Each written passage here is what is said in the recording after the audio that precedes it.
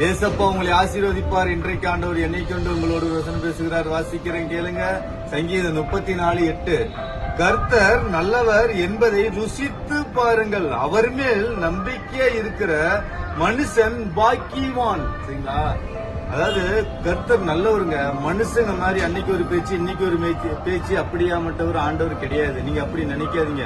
அவர் மேல் நம்பிக்கையா இருக்கிற மனுஷன் பாக்கியவான். அவர் மேல் நம்பிக்கை வைங்க. அவரு உங்களுக்கு காரியத்தை வாக்கி செய்வார். உங்க நோயிலிருந்து உங்களுக்கு விடுதலை கொடுப்பாரு. நீங்க எந்த இடத்துல கேவலப்பட்டீங்களோ அதே இடத்துல உங்களை உயர்த்துவார்.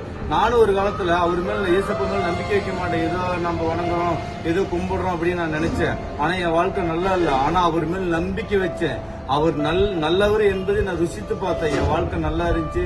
நான் எந்த இடத்துல வெக்கப்பட்டனோ அதே இடத்துல ஆண்டவர் என்னை உயர்த்தி வச்சிருக்கிறாரு. சரிங்களா? அவர் மேல் நம்பிக்கை வைக்கணும். அவர் மேல் நம்பிக்கை வைங்க.